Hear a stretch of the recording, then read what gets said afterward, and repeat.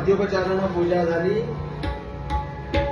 आणि नारदांना हा मेनाक राजा सांगतोय, देवर्षी आपण सगळीकडे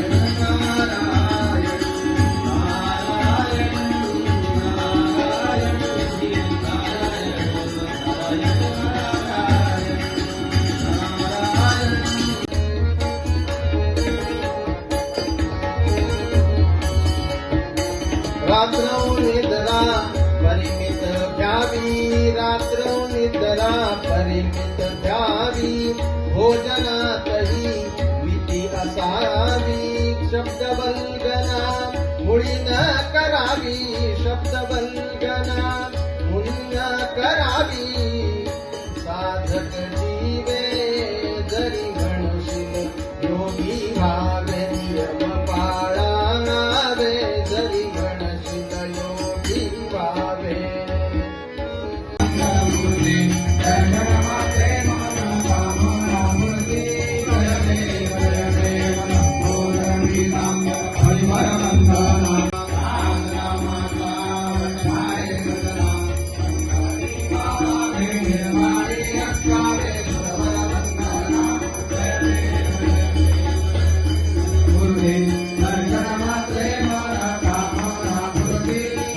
नारदांनी बघितलं, म्हटलं राजा ही हो माझीच मुलगी पार्वती. वा वा वा, एवढी मोठी झाली, अगदी लहान असते.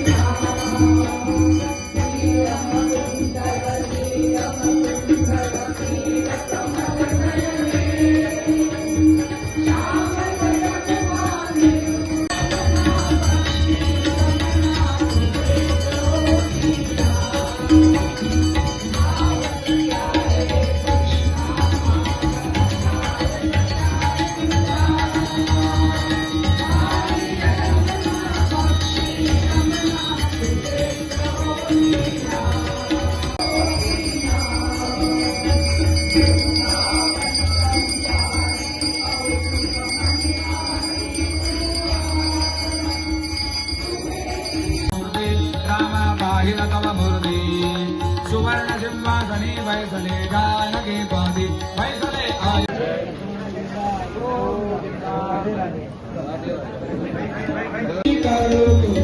भगवंता श्री शुक मुनिने परम भक्तीने नाना करीने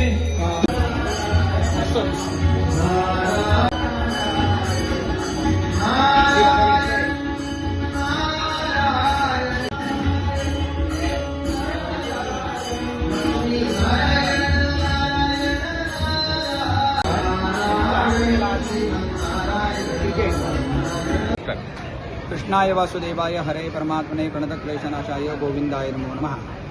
सगळ्या भगवत भक्तांना माझा द्वारकानाथ जेडी यांचा नमस्कार.